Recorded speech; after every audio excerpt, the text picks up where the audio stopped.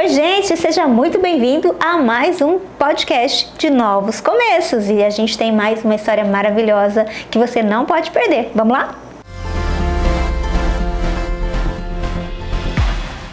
Pois é, e hoje eu tenho o privilégio de estar aqui com a Joyce. Seja bem-vinda, Joyce. Obrigada. Muito obrigada por ter vindo, viu? Um privilégio ter você aqui. O privilégio é meu. Amém. Glória a Deus.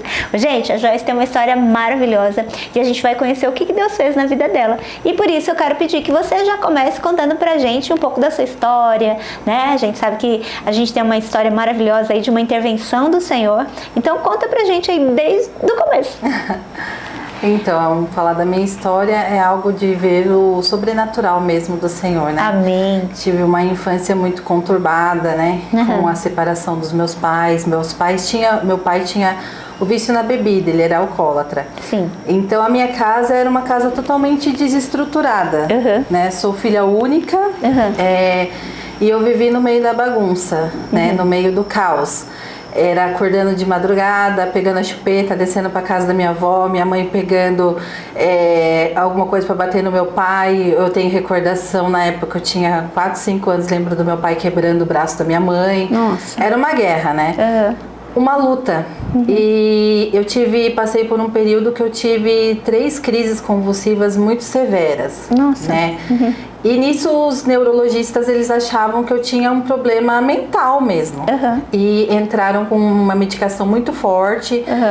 E eu passei por todo o processo, com a dificuldade que nisso meus pais vieram a se separar. Você tinha quantos anos quando você começou a tomar essa medicação? Quando eu comecei a tomar a medicação, eu tinha por volta de 7 anos. Nossa! E a separação dos meus pais ocorreu tanto porque meu pai bebia, Sim. e porque com 5 anos eu tive que fazer um teste ginecológico para saber se meu pai tinha abusado de mim. É assim, eu era muito novinha, mas eu lembro só da sala e o médico, uma sala totalmente branca, o médico vindo com um cotonete para ver se tinha acontecido alguma coisa.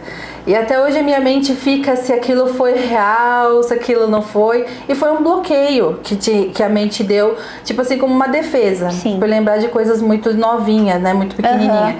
E nesse processo ocorreu a separação dos meus pais, eu tive essas crises convulsivas e comecei a tomar um remédio muito forte. E na última crise convulsiva eu demorei muito tempo para voltar. Entendi. Sabendo assim que as crises convulsivas, elas têm aí um limite de tempo, a pessoa geralmente volta rápido aos sentidos. Eu fiquei muito tempo, no entanto que minha avó estava comigo no colo e a minha mãe falou assim, que achou que eu ia morrer. Todo mundo achou que ali eu ia perder minha vida. Sim. E foram vários, esse foi um, né? Deus já começou do nascimento também a fazer um milagre, e ali foi que eu creio que Deus estava já me marcando de certa forma. Sim. E nisso eu fiz todo o tratamento, foi uma fase muito difícil. Minha mãe teve que sair da onde a gente morava, Rio Grande da Serra. Onde? É lá pra frente de Ribeirão Pires, pra quem conhece, uma cidadezinha histórica onde Dom Pedro casou. Nossa! Né, uma área preservada do Ibama. Então eu cresci ali. E dali eu tive que sair com a minha mãe para Sorocaba, para morar na casa de uma pessoa, e ali a gente trabalhava, ela ganhava o dinheiro e a gente morava nesse local. Ali eu comecei a fazer os exames e eu não tinha terminado em Sorocaba ainda, a gente estava fazendo os exames ainda e eu continuava tomando a medicação. Ali eu sofri muito, porque a minha realidade, a gente foi morar na casa de uma pessoa que ela me colocou numa escola onde eu tive que recuperar um ano em 3 meses para não reprovar. Então ela era muito rígida, então eu apanhava, reguada na mão mesmo, puxão de orelha. E ali eu fui perdendo a identidade de quem eu era, no meio desse caos, porque eu não podia ter contato com meu pai, eu via o sofrimento da minha mãe, eu não podia me misturar com as outras crianças, porque querendo ou não, eu era filha da empregada, e ali eu fui me perdendo, né? Nesse contexto todo foi ali na infância eu fui perdendo quem eu era, eu já não sabia mais quem eu era. E nisso meu pai descobriu que a gente estava em Sorocaba, minha mãe veio para Bragança Paulista, moramos na casa de outra pessoa, fazendo os mesmos, continuando os exames, porque tudo pela rede pública demora um pouco, né? E nisso, só que as crises cessaram, só que eu era aquela criança introvertida, não me expressava, não tinha amigos, tinha muito medo, sempre prisioneira do medo. nunca fui de ter coleguinhas, era muito isolada. Porque aquilo ali eu achava que eu não tinha por que me envolver com outras pessoas, porque eu tinha medo da vida, pelo contexto da minha casa. Foi quando aqui em Bragança a gente morou na casa de uma senhora muito boa, que ela permitia já que eu brincasse com os filhos dela, abriu a casa dela, eu podia me divertir como uma criança normal, eu já não precisava mais esperar as pessoas comerem para eu sentar na mesa e comer. Eu podia comer da comida dela, então eu me senti mais acolhida. E no último exame, que foi um dos exames mais complexos da parte neurológica, os médicos descobriram que eu não tinha absolutamente nada. Gente do céu, e aí?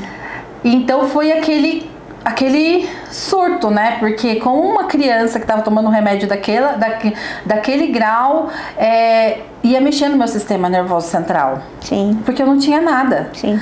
E eles tinham que fazer o desmame dessa medicação. Então eu passei pelo período de diminuir a dosagem, tomar um comprimido, tomar um dia sim, um dia não, tomar metade, depois tomar metade da metade, até o meu organismo se desvincular disso tudo.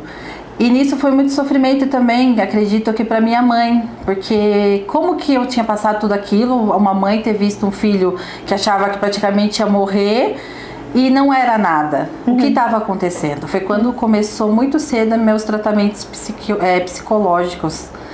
Eu começava a ir na psicóloga e sempre o meu desenho era um homem de preto e uma mulher de vermelho.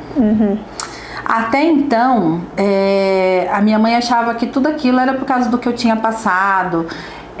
Ela acreditava que com o tempo fosse melhorar e ela criou o quê? Uma postura de defesa mesmo, né? Vou proteger minha filha, vou colocar numa bolha, porque eu só tenho ela. E o que eu tinha passado, para ela era difícil. Então eu comecei a ter... A minha infância foi prejudicada, a pré-adolescência, a juventude. E foi muito desorganizado, desarranjado. Sim. Porque eu era aquela pessoa que eu não sabia quem eu era, né? Totalmente escrava. Eu implorava por o amor das pessoas, entendeu? Eu implorava por atenção. Eu queria comprar as pessoas como se... era a coisa mais importante, era eu ter o amor das pessoas. Então se elas falassem qualquer palavra que pudesse me ofender, eu aceitava. E nisso foram passando os anos. Com 18 anos eu tava muito mal, muito mal. Era uma fase assim que, por esse meu jeito, algumas pessoas até achavam que falavam até coisas ruins pra mim, né? Porque eu era muito quieta, falava assim que eu nunca ia casar. Eu tive problema com alimentação. Eu desenvolvi um período que eu tive bulimia também. Então, pra mim era tudo muito confuso. Só que com 18 anos eu comecei a sentir o fardo, peso verdadeiro. Era como se eu carregasse o mundo nas minhas costas. E eu tinha um amigo, e Odirley, o nome dele, eu nunca mais me esqueço. E ele falava assim pra mim, vamos pra igreja? E eu falava sempre não, mas nesse dia alguma coisa me impulsionou e eu falei assim, eu quero ir. E eu troquei de roupa e eu fui. No momento que eu entrei naquela igreja, eu me derramei na presença do Senhor e eu senti um alívio muito grande dentro do meu coração. Como se nunca tinha sentido aquilo. Aí eu passei a frequentar esse local. Eu fiquei durante, acho que uns 2 anos ali. Aceitei Jesus. Só que no decorrer do tempo, a minha mãe, na época, ela ia em outro lugar. E ela falou assim, sai do lugar que você tá e vem comigo. Só que esse local, um belo dia eu cheguei e as portas da igreja estavam fechadas, sem comunicar ninguém. E nisso eu me perdi. Eu fiquei 10 anos afastada dos caminhos do Senhor.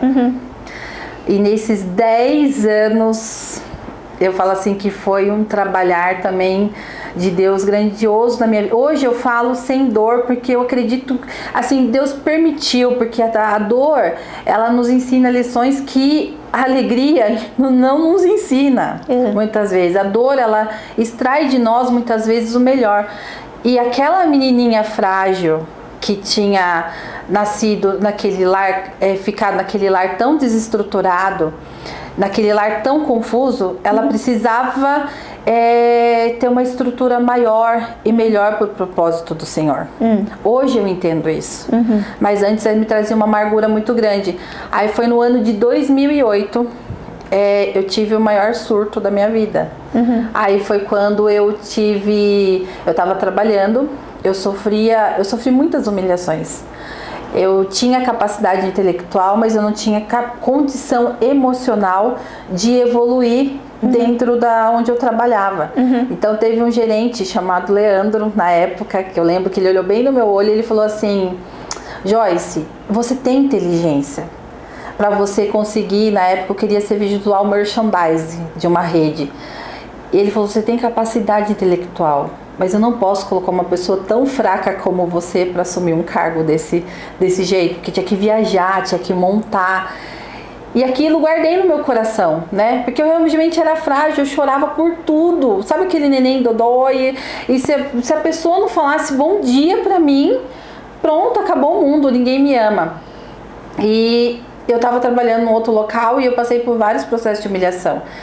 E só que chegou um tempo que eu já não tava arrumando cabelo para ir trabalhar, eu já tava indo trabalhar com a roupa rasgada. E ocorreu um problema de um cliente que estava levou um documento falsificado, e eu estava com a minha colega, só que nessa época um dos gerentes não acreditou e ele me humilhou no meio do pessoal, e isso foi um estopim para começar tudo. Eu fiquei debaixo da pia de um banheiro das 3 horas da tarde às 8 horas da noite. Nossa. E ali eu saí debaixo daquela pia, daquele banheiro, e eu fui passar com um gastro, que hoje ele me atende desde os meus 15 anos, e ele falou assim: já não tenho mais o que fazer, você vai ter que passar com um psiquiatra. E a minha dor era tão grande, porque de tudo que estava vindo, e eu só pensava o mal para aquela pessoa. O meu coração, ele ficou tão escurecido que eu desejava o mal para aqueles gestores, para aquele gerente. E eu falava isso pro psiquiatra. Eu falava assim: eu quero que morra. Eu desejava coisas ruins mesmo. Aí eu penso assim que a minha alma tava negra ali. Adoecida, sua alma estava adoecida. Tava, sabe assim? E o psiquiatra olhou para mim e falou assim: então você hoje não sai daqui e você vai passar pelo processo de internação. E naquele momento eu só falava assim: eu não sou doida. Só que quando me colocaram dentro, eu fiz um regime semi-aberto desse local. Eu ia de manhã e saía à tarde. Eu comecei a achar que aquilo lá era minha casa. Eu comecei a achar que todo mundo que estava ali era igual a mim. Então ali era o meu lar. E eu não devia sair dali. E começaram os tratamentos e muita dosagem de remédio. Só que chegou um momento que os psiquiatras não entendiam, porque me davam remédio. E eles olhavam assim e falavam assim: eu não sei, olha como que Deus trabalha. Naquela época não existia, era Orkut ainda, né? Não tinha WhatsApp, nada. Mas a pasta que eles me deram, eu tenho guardado até hoje, com todos os laudos. E eles falavam assim: essa menina não tem melhora. E não entendiam, porque eu tava chegando no máximo da medicação. Aí foi quando chamaram a minha mãe e falaram assim, que se eles trocassem a medicação, alteraria o meu sistema nervoso central. E eu não recobraria mais a consciência. Nossa. E o trabalhar de Deus é tão sobrenatural que na época apareceu um senhor dentro daquele hospital psiquiátrico e falou pra minha mãe: tira essa menina daqui, que o problema dela não é emocional, o problema dela é espiritual. E a minha mãe ouviu aquilo, porque eu imagino o susto, porque nessa época, de todos os amigos que eu supostamente achava que tinha, ficou a minha mãe, o Daniel, que na época era meu namorado e hoje é meu esposo, e uma amiga que foi me visitar, que me conhece desde os meus 15 anos. Mais ninguém. Eu fiquei como uma pessoa que tivesse Parkinson, não tomava um copo de água sozinha, eu não dormia de noite, eu só dormia de dia, porque eu tive mania de perseguição, eu desenvolvi depressão, síndrome do pânico e agorafobia. Jesus! Eu não entrava nem dentro dos bancos. O Daniel, na época, os psiquiatras falavam: dá uma voltinha com ela. Eu desmaiava dentro do carro. E nesse momento que esse homem falou isso para minha mãe, o Daniel, ele acreditava em outro tipo de espiritualidade devido aos familiares dele, e começaram a me levar para um outro canto. E nesse outro canto, começou a piorar. Começou a piorar. Só que dentro daquele local, eu lembro até hoje, a minha imagem é muito clara. Eu tava assim e eu parei e pensei, depois de receber tudo aquilo, eu lembrei do Deus que eu tinha aceitado com 18 anos. Glória a Deus. Uau.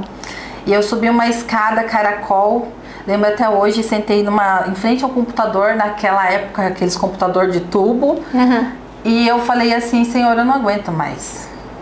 Eu não aguento mais. Porque o sentimento que eu tinha todos os dias, eu pensava, eu quero morrer. Uhum. Eu pensava em me jogar dos prédios, eu pensava em tomar remédio. E alguma coisa me segurava ali, que hoje eu sei que era Deus, que mesmo naquele caos, Ele estava ali cuidando de mim. E eu falei, Senhor, eu não aguento mais. Eu não aguento mais, Deus. Eu quero que o Senhor mostre para mim que o Senhor me ama. E que o Senhor está comigo. Eu quero me sentir viva novamente. Amém. E eu pedi o Richard, o meu filho, para Deus. No meio desse caos. Eu podia pedir de tudo. Eu pedi um filho. Meu Deus. Eu pedi um filho. Né? Então, isso aconteceu num domingo. E anteriormente, até chegar nessa parte, eu também já tinha ido morar de favor. A pessoa que me deixou morar na casa, porque minha mãe perdeu o emprego, eu me afastei pelo INSS, meu salário caiu muito, eu não tinha mais condições de pagar aluguel. O Daniel, ele praticamente assumiu para que eu não ficasse na rua. E eu pedi um filho para Deus num domingo. Na segunda-feira, eu passei mal. Tomei o remédio e eu passei mal.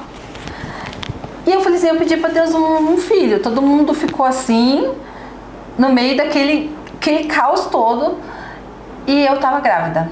Meu Deus. A hora que eu descobri que eu tava grávida, eu sabia que era Deus respondendo aquilo que eu tinha pedido. E eu falei assim, então Deus sabe que eu tô viva, Ele ainda sabe que eu existo. E do mesmo jeito que eu tomava aquele monte de medicação, eu parei de um dia pro outro. Nossa. Foi de um dia pro outro. Assim, eu não vou tomar mais. E os médicos entraram em pânico. Com certeza, porque essas medicações, né, como você mesma falou, da sua infância, elas demandam um desmame, né, alguma coisa nesse sentido. E aí? E aí eu parei e eu falava assim, eu só tinha uma certeza dentro de mim, que era Deus que tinha me respondido. E eu fui falar para os psiquiatras, eles ficaram... Minha mãe quase surtou, né? O Daniel seguiu firme, porque... Deus, Ele sabe, por tudo, eu não namorei, não tive muitos namorados. Eu fui uma pessoa assim que eu tive poucos namorados. Até pelo contexto, né, que você viveu. E o Daniel, Deus, eu falo que Deus sabe da nossa... Ele sabe todas as coisas. Sim. E mandou o Daniel com uma força, porque eu falo pra ele hoje, você poderia ter desistido logo no começo, você poderia ter falado assim, você tinha a oportunidade de procurar qualquer outra pessoa. Mas Deus fez com que o coração dele, né, se agraciasse por mim de uma maneira que ele permaneceu.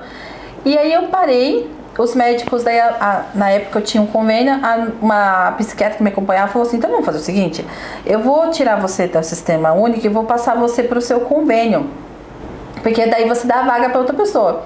Eu cheguei no outro psiquiatra e ele falou assim, ela tá louca? Ela vai me mandar você por quê? Porque seu filho pode nascer com síndrome, seu filho pode nascer sem uma perna, seu filho pode nascer sem um braço. Você tá cheia de medicamento. Eu não vou assumir o seu caso. Só que ele falou isso e olha a situação. Em nenhum momento eu me desesperei. Eu saí, naquela época era orelhão ainda. Eu fui num orelhão, liguei para a psiquiatra e falei, ele falou isso pra mim. E ela, como que você tá preocupada? Volta aqui que eu vou ficar com o seu caso. Só que eu tava em paz. Deus me deu uma paz assim, e aquela gestação, eu tinha certeza que o Richard ia nascer perfeito. E eu parei essas medicações e tudo foi, como se diz, nisso eu parei, só que eu ainda recebi a resposta e não retornei para os caminhos do Senhor. É isso que eu ia te perguntar agora. Não retornei. Aí eu comecei a passar por uma crise financeira muito forte. Assim, a ponto do Richard tá para nascer, a gente tá com dificuldade de comprar uma banheira.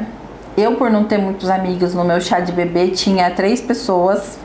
Eu não ganhei nada do Richard. Nada assim. Mas Deus deu provisão de tudo.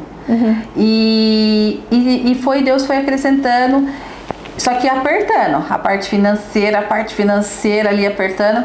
Aí eu conheci uma outra moça que morava, minha vizinha da frente. E um dia eu falei, gente, eu falei com Deus e eu não voltei, né? Eu só falei, eu recebi a resposta. Eu falei pra ela assim, onde tem culto da sua igreja? Eu nunca me arrumei tão rápido. Eu me arrumei acho que em 5 minutos. Eu peguei a primeira roupa que eu vi, eu falei, hoje eu vou. Ela falou assim, tem. Eu falei, eu vou com você. E naquele dia eu entrei na igreja e eu senti como se Deus estivesse com os braços abertos, só esperando eu tomar a decisão de voltar. Amém. Eu sentei na última cadeira, assim, porque eu não queria contato com ninguém. Eu senti que Deus pegou aquela última cadeira, levou para perto do altar. E ali uma pessoa que nunca tinha me visto, deu até o ano da minha internação, para eu saber que era Deus que estava falando ali comigo. Amém. E a partir desse encontro que eu tive, né, com o Senhor, eu voltei e permaneci. Amém. Com a certeza de que eu não estava mais sozinha. Amém. E tudo isso foi um trabalhar. E como saindo dessa denominação, como que eu vim, né, para Lagoinha? Eu não vim para Lagoinha sem direção. Não foi sair de um lugar porque eu tava com raiva, ou porque eu tive uma desavença, ou porque eu fiquei zangada com alguma coisa, né? Eu pedi, na verdade, foi um sentimento, e eu só saí quando Deus testificou no coração do meu marido. Porque nesse local, Deus falou, coloca a sua casa em ordem, a gente morava junto, eu casei, fiz tudo conforme, né, com os princípios de Deus. E eu comecei a ver, né, algumas coisas assim. Eu falei, Daniel, eu não sei porquê, mas conversei com ele. Falei assim, uma colega minha de faculdade tinha falado da Lagoinha. E eu falei assim, vamos conhecer? Porque eu nunca tinha saído, né, para conhecer outros locais. E aí a gente foi em algumas denominações e eu falava assim, não. Aí o dia que eu entrei na Lagoinha, eu senti uma coisa assim que foi assim, sabe assim, não, tenho que ficar. Só que eu não ia sair se Deus não testificasse no coração do Daniel. E a gente começou, acho que a gente veio umas 3 vezes. E um dia o Daniel no culto falou assim, eu sinto que a gente tem que vir pra cá. Eu acredito que Deus tem um propósito.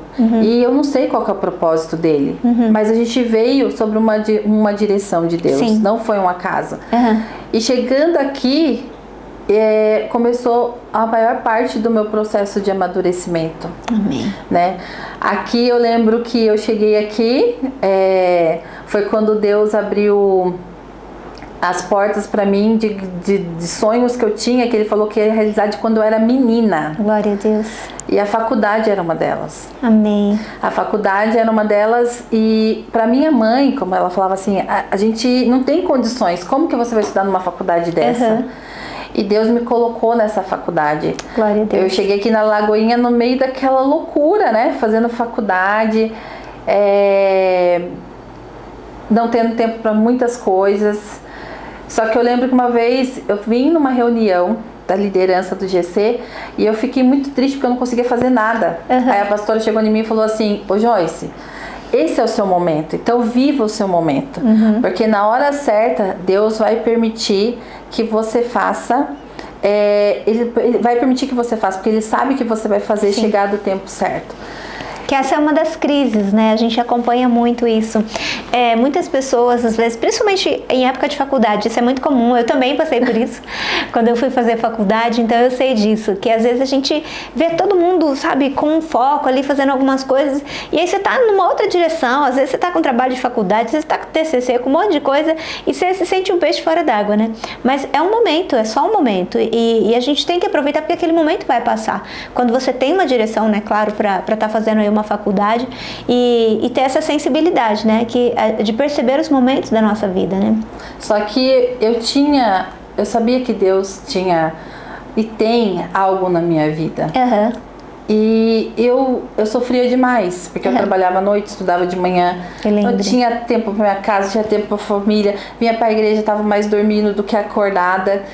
Só que foi um momento de Deus começar a fortalecer também as minhas emoções. Tudo foi um trabalhar de Deus para começar a me fortalecer. Amém. E aqui eu comecei a ter esse tratamento mais profundo, sabe, na área emocional, esse tratamento de Deus falar, não, agora chegou o momento de você crescer, de aprender a esperar, de aprender a entender. Aqui, quando eu comecei a vir, eu comecei a entender o meu passado.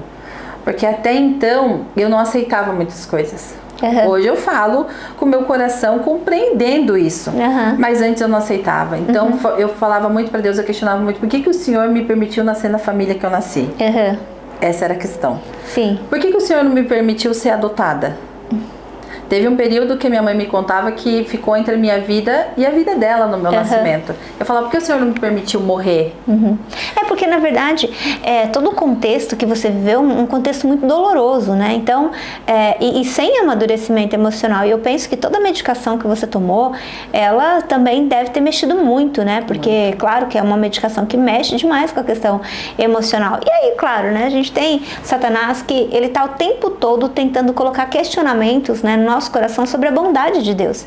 A gente percebe muito, né? Muitas pessoas, quando tem um trauma na infância, na adolescência, na fase adulta, muitas vezes essa pessoa, ela tem esse questionamento. Deus, por quê, né? Por que eu? Por que a minha família? Por que o Senhor permitiu isso? E, na verdade, é uma maneira que Satanás tem de colocar questionamentos, né? Se Deus é tão bom, por que ele fez isso?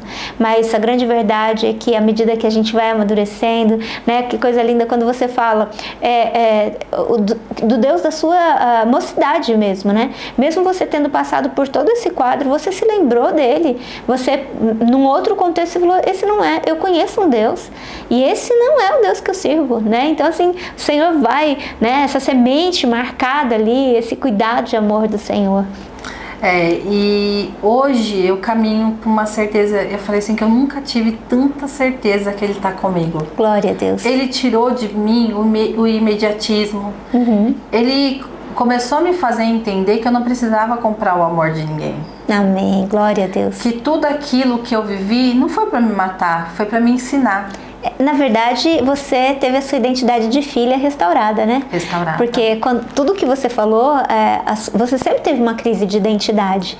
E, assim, uma das coisas que a gente ama falar, a gente preza, né, por falar, é sobre a paternidade de Deus. E é lindo que hoje a sua cura tem a ver com isso, né? Com o fato de você saber quem você é, que você tem um pai que cuida de você, você tem um pai que nunca te abandonou. E isso tudo faz com que as coisas tenham outro significado, né? Outro, totalmente, porque hoje eu olho assim, eu olho para o meu passado, mas não com dor, mas eu vejo um processo de superação. E eu sei que Ele está disponível e que Ele está comigo, né? Então eu sei que tudo que acontece, eu falo hoje com Ele. Hoje com muito mais maturidade. Hoje aqui eu comecei a fazer o carisma. O carisma foi um divisor de águas na minha vida. Amém. Que eu não sei, assim, porque o Daniel já queria entrar. E eu tava estudando, falava para ele, de sábado não dá. E trabalhando, né, de segunda a segunda, eu falava, não dá. Aí ele falou assim, se surgir dia de semana a gente vai. E coincidiu que eu terminei a faculdade, eu fui fazer uma pós-graduação, terminei a pós, abri o carisma dia de semana. Glória a Deus. Ele falou assim, vamos fazer agora? Eu falei, vamos. E ali Deus começou a modificar também tudo, transformar tudo de uma maneira... Ele já tinha restaurado minha identidade. Glória a Deus. Ele me fez descobrir que eu não preciso comprar o amor de ninguém. Amém. Glória a Deus. Que eu não preciso ser outra pessoa para que as pessoas gostem de mim. Amém. E que eu não preciso ter aquela alma negra, sabe? Sim. E o que mudou no meu coração é que hoje, não é que eu sou perfeita. Claro. Mas eu aprendi que não é porque eu sou... Porque antes eu achava assim, que se eu errasse em alguma coisa, Deus não ia me amar mais. Hoje em dia eu falo pra Ele, Pai, eu errei, mas eu sou fraca nisso, o Senhor me perdoa e me ajuda. Eu entendi que a minha alma, ela sempre vai gritar. mas eu tenho que aprender a silenciar ela. Sim. E tudo é do poder da decisão. E hoje eu decidi que eu não quero mais odiar, que eu não quero mais sentir mágoa, que eu não quero mais sentir rancor. Isso é lavado pela palavra, né, Joyce? O carisma, na verdade, que nós temos aqui é o seminário da palavra e do Espírito. E a gente fala isso porque ele não é necessariamente um seminário teológico no sentido de uma teologia profunda, mas uma teologia aplicada, né? E é muito interessante isso, porque é a palavra de Deus aplicada na nossa vida, porque é isso que vai fazer a diferença, é isso que vai... nós precisamos colocar a palavra de Deus em prática em todas as áreas da nossa vida, né? E é maravilhoso, porque assim, a gente vai olhar para a sua história e a gente vai ver isso, uma pessoa, né, que saiu de uma clínica, né, de internação, uma pessoa sem identidade, para uma pessoa que começa a entender a sua identidade de filha, colocar, né, entender a bondade de Deus, entender o amor de Deus, estando restaurada, à frente de um GC, né, à frente de uma célula, junto com o Daniel, cuidando de pessoas hoje, não é isso? E hoje eu consigo entender o conflito de algumas pessoas. E Deus me deu a sensibilidade de identificar quando a pessoa está ferida em alguma área.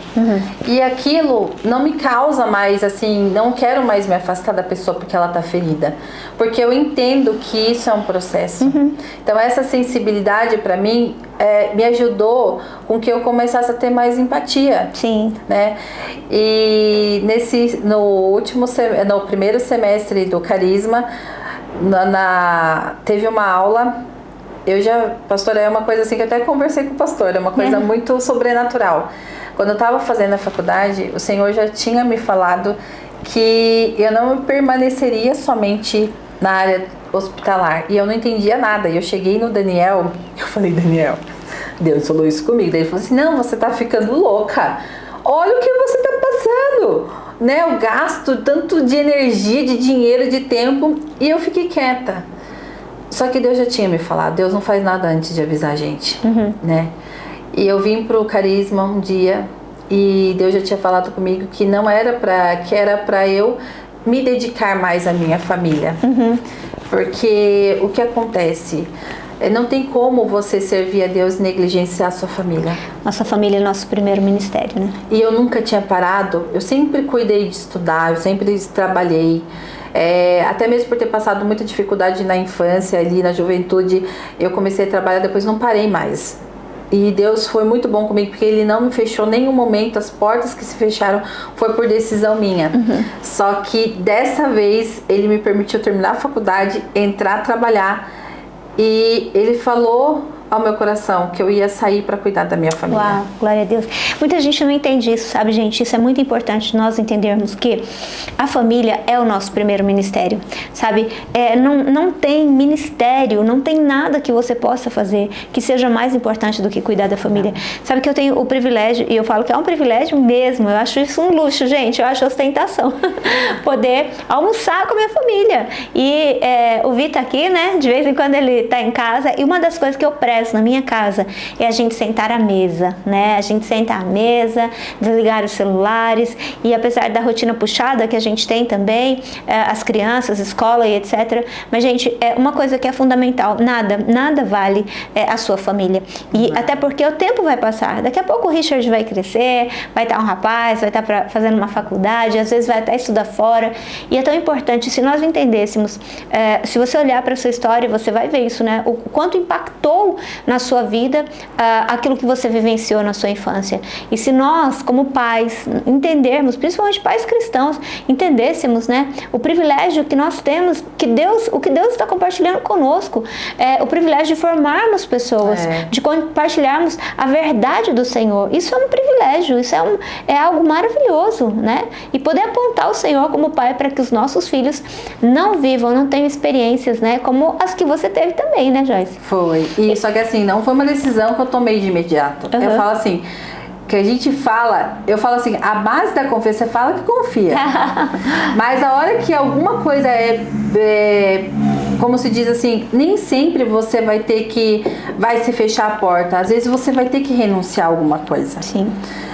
Só que eu tinha, ao mesmo tempo que eu tinha convicção no meu coração, eu falava assim, Deus, eu acabei de me formar, né? Renúncia, né? Só que Ele chegou e falou pra mim, é chegado o tempo. E aí eu falava assim, não, mas eu só vou mais um pouquinho. Não, porque daí eu vou fazer tal, eu vou resolver tal problema e vou. Aí um dia eu vim pro Carisma, foi uma segunda-feira, e a professora que estava dando a aula, ela não conhecia a minha história e ela nem sabia o que Deus estava falando comigo. Na verdade, o único que sabia, eu já tinha ido para a conferência, comentado com as meninas, e Deus usou aquela vida dela poderosamente para falar comigo. Deus já tinha confirmado, eu já tinha pedido a testificação no coração do Daniel, foi testificado na conferência daqui, e eu tipo assim, enrolando mesmo.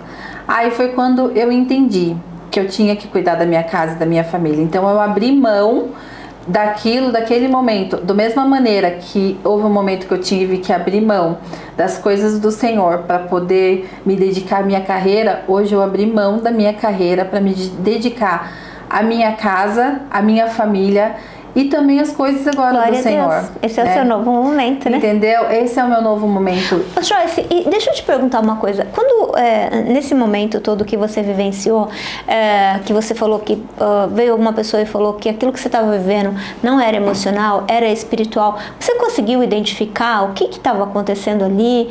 Era realmente algo espiritual? Como é que foi isso? Na verdade, quando ele me falou, foi quando o Daniel começou a me levar. Ele acreditava, tinha outra crença. Sim. Né? E foi nesse local que eu consegui, que eu falei que eu lembrei de Jesus mesmo. E comecei a entender todo o contexto do que eu estava. Porque a opressão, na verdade, eu tive uma consagração. A minha tia, ela trabalhava com a parte... o de Umbanda mesmo. E eu fui consagrada com 5 anos, né, a essas entidades. E eu não sabia até então. Eu passei pelo processo de libertação e aquilo tudo era um tormento na minha vida, por causa que já havia alguma coisa lá atrás. Mas a partir do momento que ele me levou para esse local e que eu pude lembrar daquilo que Deus tinha feito na minha vida, porque quando eu aceitei lá atrás, com 18 anos, eu já tinha sentido o alívio, eu já estava com aquele peso nas minhas costas, eu tinha sentido o alívio, e foi quando eu lembrei, eu falei, existe um Deus. Amém. E existe o mal. E o mal está trabalhando na minha vida e está tentando me destruir, né? Então existe alguma coisa em mim que é importante para Deus. Então quando eu falei para Deus, Amém. Se eu sou importante para o Senhor, eu preciso descobrir que eu tô viva, Amém. né? E eu falo assim que o Richard foi a resposta mais... Eu olho para ele e eu vejo a resposta de Deus. Ele é um milagre de Deus, E né? eu olho para ele e falo assim, Senhor, se eu tivesse escolhido a maneira que esse menino eu não teria como mãe, eu não teria escolhido, porque ele é uma criança, ele poderia ter nascido com dependência de medicação. Muitas sequelas, né? E hoje ele é uma criança decidida, saudável ao extremo. Eu, na idade do Richard, já tinha passado por muitos médicos. O Richard, ele mal fica doente. Glória a Deus, que bem. Ele é uma criança decidida, né? Um pré-adolescente ali já, né? Mas ele é decidido. E eu não vejo nenhum vestígio do que eu fui na característica dele. Isso é maravilhoso e eu acho muito importante a gente sinalizar isso, né? Para você que está nos assistindo, sabe que eu creio nisso, eu creio num Deus que liberta, eu creio num Deus que restaura, seja emocional, seja espiritualmente, não há limite para o poder de Deus. Talvez você está nos assistindo hoje aí e você está vendo essa história da Joyce e você fala, puxa, mas eu estou num quadro tão difícil, mas a gente está aqui contando a história da Joyce para falar para você o seguinte, não há impossíveis para Deus. Nós estamos falando de uma pessoa, né, que tinha teoricamente tudo para ter uma sentença de dependência química no sentido medicamentosa para o resto da vida. Nós estamos falando de uma pessoa que tinha tudo para ter crises de identidade, tantas coisas, mas o Senhor foi lá e restaurou. E do mesmo jeito que Deus restaurou a vida da Joyce, Deus pode restaurar você ou alguém que você conhece. E por isso que a gente escolheu contar um pouco dessa história, né? Olhar hoje para a vida da Joyce e saber que é uma pessoa que saiu desse quadro, né? Realmente de uma clínica psiquiátrica, né? De uma consagração, unção e tantas outras coisas, ver uma pessoa liberta, cheia do Espírito Santo e hoje cuidando de pessoas, aprendendo mais da palavra de Deus, é para lembrar, né? A Joyce é um testemunho vivo para dizer pra gente, tudo é possível para Deus. Não é isso, Joyce? Deus, basta a gente abrir o nosso coração, né, para receber o Senhor e ter fé. O importante é você acreditar que Ele está cuidando, né, de você. E nos momentos que a nossa mente diz que não, hoje a gente sabe que nós temos um corpo, uma alma e um espírito, né? Nós somos um espírito, temos uma alma e habitamos em um corpo. Isso mesmo. Então, quando você consegue entender isso, a aproximação com o Senhor vai fortalecer ali o seu espírito. E o aprendizado na palavra, para que a gente cresça, né? E a gente saia da infância da fé, né? Isso. E conforme você vai conhecendo o Senhor, vai se aproximando dele, muitas coisas vão sendo curadas. Amém. E é um processo. Sim. Você tem que acreditar no processo. E a busca por Deus, né, para você estar ali junto com o Pai, pedindo direção para Ele a todo momento, é que vai fazer com que você compreenda. Ele não vai te explicar tudo, mas Ele vai fazer você sentir paz. E Ele vai estar ali, né? E Glória a Deus, que bênção. Joyce, a gente ficaria um tempão aqui, mas a gente também tem que encerrar, né, gente? Então eu quero te agradecer por compartilhar a sua história. Que coisa mais linda, né? Poder ver o Senhor restaurando uma pessoa, tirando de um quadro desse, né? De uma pessoa com crise de identidade, uma pessoa sem paternidade, tantas outras coisas. E podendo hoje falar do amor do Pai, do conhecimento da palavra de Deus. Eu quero convidar você, se você puder, compartilhe esse vídeo com o máximo de pessoas que você puder. Eu tenho certeza que alguém, né, e talvez você mesmo que está nos assistindo, estão precisando tanto de uma intervenção do Senhor. Nós estamos aqui para dizer para você que nada é impossível para Deus. Que esse testemunho alcance seu coração, que você compartilhe com o máximo de pessoas. Não esquece de deixar, né, o seu joinha aí, porque isso faz com que o YouTube entenda, né, que isso é relevante, entregue para mais pessoas, e é uma maneira de nós propagarmos, né, de nós pregarmos essa verdade. Não há impossíveis para Deus. Amém? Amém. Joyce, que Deus te abençoe, Amém. que o Senhor te abençoe e até o nosso próximo episódio.